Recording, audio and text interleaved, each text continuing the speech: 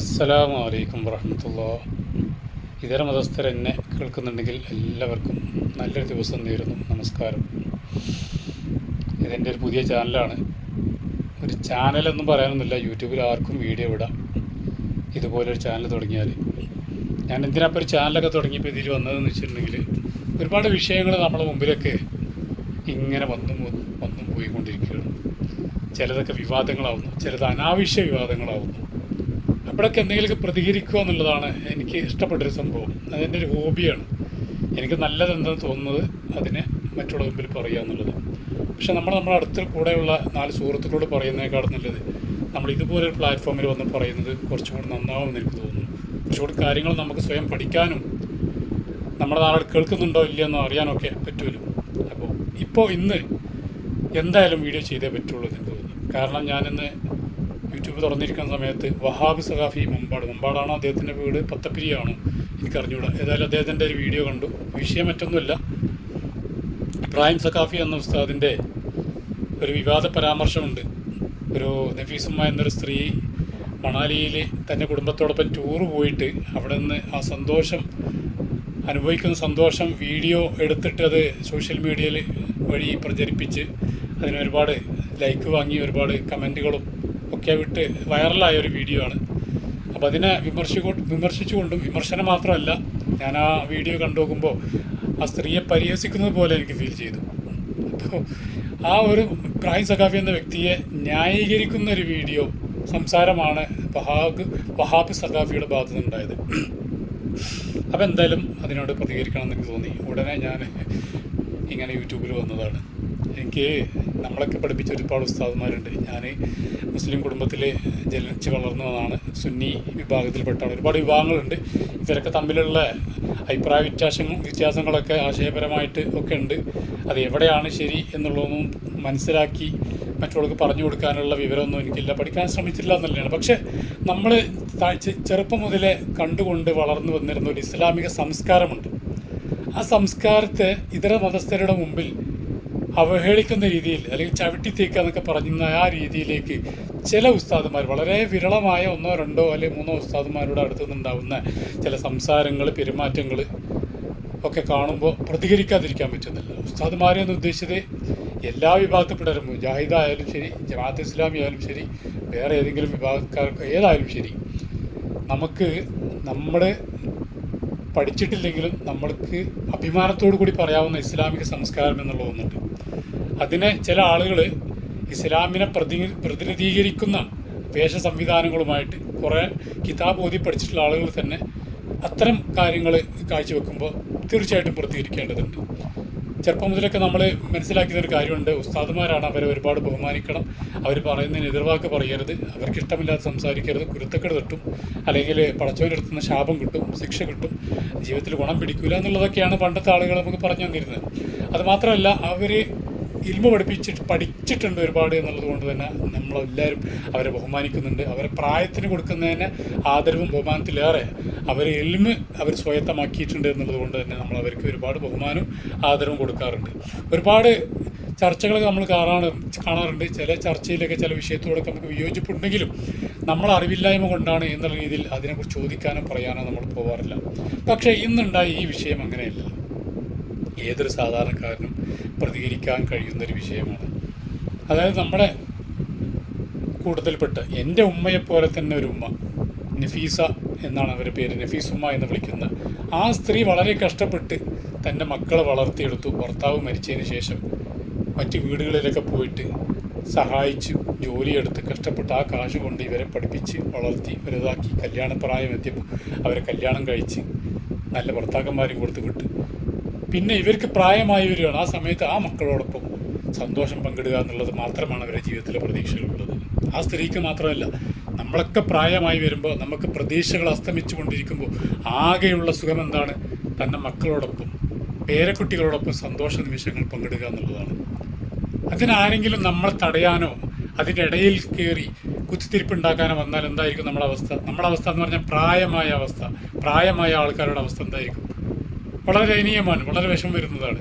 ഇവിടെയും അതാണ് സംഭവിച്ചിട്ടുള്ളത്. നഫീസുമ്മ എന്നൊരു സ്ത്രീ അവരവരുടെ മക്കളുടെ കൂടെ മണാലിയിൽ പോയിട്ട് ആ സന്തോഷ നിമിഷങ്ങൾ ഫോണിൽ മൊബൈലിൽ വീഡിയോ ആയിട്ട് പകർത്തിയെടുത്ത് അത് മക്കളാണോ ആരോ എന്നറിഞ്ഞൂടെ അത് സോഷ്യൽ മീഡിയയിൽ പങ്കുവെച്ചപ്പോൾ അത് വൈറലായി. ഒരുപാട് ആളുകൾ ഇഷ്ടപ്പെട്ടു, ഒരുപാട് ആളുകൾ സന്തോഷം അത് അവരെ അറിയിച്ചു, ലൈക്ക് ചെയ്തു, കമൻറ്റ് ചെയ്തു, അത് വൈറലായി. ഈ വീഡിയോ ഉസ്താദുമാരും കണ്ടു. അതുകൊണ്ടാണല്ലോ ഇത് ചർച്ചയായത്. ഇബ്രാഹിം സഖാഫി എന്ന വ്യക്തി അദ്ദേഹത്തിൻ്റെ പ്രഭാഷണത്തിൽ ഈ ഒരു കാര്യത്തെ വളരെ വിമർശിക്കുകയും വളരെയേറെ പരിഹസിക്കുകയും പുച്ഛിക്കുകയും ചെയ്യുന്നു എന്നുള്ളതാണ് ആ സംസാരത്തിൽ എനിക്ക് മനസ്സിലായത്. അപ്പം എനിക്ക് പറയാനുള്ളത് എനിക്ക് പറയണം.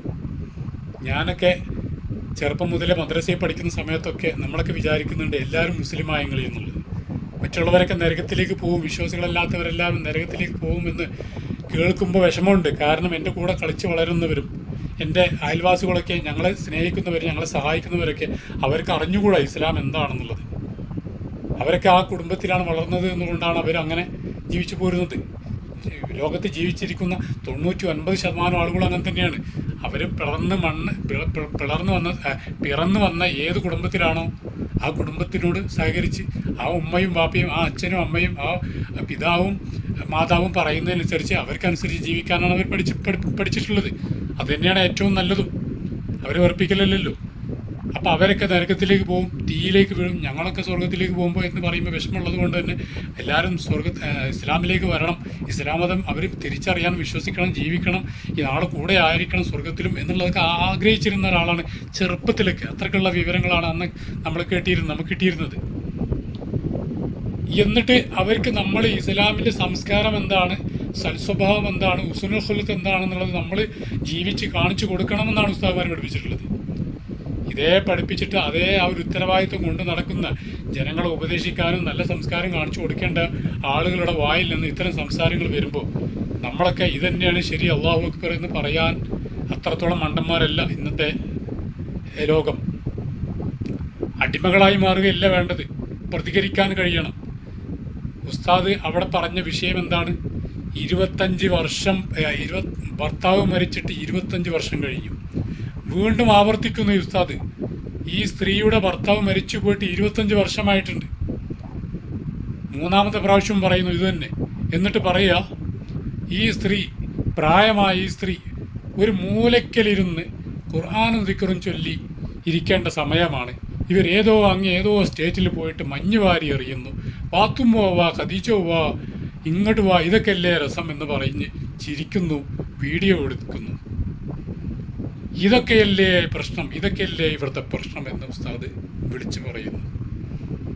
സത്യത്തിൽ എന്താണ് പ്രശ്നം എന്നുള്ളത് എനിക്ക് മനസ്സിലായില്ല. ഉസ്താദിൻ്റെ പ്രശ്നം എന്താണെന്നുള്ളത്. ഇസ്ലാം മതം ഈ ഉസ്താദിനെ അല്ലെങ്കിൽ ഇദ്ദേഹത്തെ പോലെയുള്ള ഉസ്താദുമാരെയാണോ ഇവിടെ ഏൽപ്പിച്ചതാണോ ഈ മുസ്ലിം കുടുംബത്തിലുള്ള സ്ത്രീകളെല്ലാം എങ്ങനെയാണ് ജീവിക്കേണ്ടതെന്നുള്ള ഇവരാണോ തീരുമാനിക്കേണ്ടത്? അതോ പരിശുദ്ധ ഖുർആനും ഹദീസുമോ? ഇവർ ചെയ്തത് മഹാപാപമാണെങ്കിൽ ഉസ്താദ് അവിടെ വിശദീകരിക്കണം, അല്ലെങ്കിൽ ഇനി അടുത്ത പ്രസംഗത്തിൽ വിശദീകരിക്കണം. ഇതാ ഖുർആനിൽ ഇത്രാമത്തെ അധ്യായത്തിൽ ഇത്രാമത്തെ വചനത്തിൽ പറയുന്നുണ്ട്, ഇത്ര പ്രായം കഴിഞ്ഞു കഴിഞ്ഞാൽ സ്ത്രീകൾ വീട്ടിലിരുന്ന്, അല്ലെങ്കിൽ ഉസ്താദിൻ്റെ ഭാഷയിൽ മൂലക്കിലിരുന്ന് ദിക്റും സലാത്തും ചെല്ലേണ്ടവരാണെന്ന് തെളിയിക്കണം. അല്ലെങ്കിൽ നബിയുടെ ചരിത്രം, പ്രവാചകന്റെ ചരിത്രത്തിൽ നിന്നും ഹദീസുകൾ ഉദ്ധരിച്ചുകൊണ്ട് പറയണം, ഇതാണ് നബി പഠിപ്പിച്ചിട്ടുള്ളത്. അല്ലാതെ മറ്റ് മതസ്ഥരുടെയിൽ നമ്മളെ ഇസ്ലാമിക സംസ്കാരത്തെ ഇകഴ്ത്തി ചവിട്ടി തേക്കുന്ന രീതിയിൽ പറയുകയല്ല വേണ്ടത്. ഇതാണ് എനിക്ക് പറയാനുള്ളത്. ആ ഉസ്താദ് അങ്ങനെ പറഞ്ഞു എന്നുള്ളത് അബദ്ധം പറ്റിപ്പോയി എന്നൊക്കെ ഞാനും വിചാരിച്ചു. പക്ഷേ അതിനുശേഷം വന്നതാണ് വഹാബ് സഖാഫിയുടെ ന്യായീകരണം. ഇബ്രാഹിം സഖാഫിയുടെ ആകത്തുക സോഷ്യൽ മീഡിയയിൽ ഇത് പ്രചരിപ്പിക്കുന്നതിനെ കുറിച്ചാണെന്നുള്ളത്. ആകത്തുക പറയേണ്ടത് മറ്റൊരാളല്ല, ആകത്തുക പറയേണ്ടത് അവിടെ തന്നെയാണ്.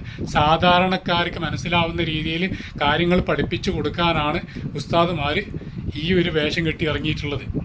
ഉസ്താദുമാരെ ഞങ്ങൾ വിളിക്കുന്നു അതിനാണ്. അല്ലാതെ പ്രസംഗം വിവാദമാവുമ്പോൾ അതിൻ്റെ ആകത്തുക വേറൊരാൾ പറഞ്ഞു തരലില്ല. വളരെ വ്യക്തമാണ്. 25 വർഷമായി ഭർത്താവ് മരിച്ചു പോയിട്ടുണ്ട്. അപ്പോൾ ഭർത്താവ് മരിച്ചു പോയി കഴിഞ്ഞാൽ, പ്രായമായി കഴിഞ്ഞാൽ പിന്നെ ഈ സ്ത്രീ ചെയ്യേണ്ടത് എന്താ? സുബ്ഹാനല്ലാഹ്, അൽഹംദുലില്ലാഹ്, അല്ലാഹു അക്ബർ ചൊല്ലിയിട്ട് എവിടെയെങ്കിലും ഇരിക്കുക. അല്ലാതെ ടൂറ് പോലല്ല, എവിടെയെങ്കിലും പോയി മഞ്ഞ് വാരി കളിക്കലല്ല, മക്കളെ കൂടെ കറങ്ങി നടക്കലല്ല. ഇതല്ലേ ഉസ്താദ് പഠിപ്പിക്കുന്നത്? ഒരു പക്ഷേ ഞങ്ങൾക്ക് മനസ്സിലാവും ഇതെല്ലാം ഇസ്ലാം പഠിപ്പിച്ചാൽ, ഞങ്ങൾക്കറിയാം. മതത്തിനുള്ളിലുള്ളവർക്ക്. പക്ഷെ മതത്തിന് പുറത്തുള്ളവർ എന്താണ് മതത്തെക്കുറിച്ച് മനസ്സിലാക്കുക? ആരെങ്കിലും ഒരു വ്യക്തി ഇതാണോ ഇസ്ലാം മതം എന്ന് ചോദിച്ചെങ്കിൽ, അദ്ദേഹം ഇസ്ലാം മതത്തെ തെറ്റിദ്ധരിച്ചെങ്കിൽ അതിന് ഉത്തരവാദി ആരാണ്?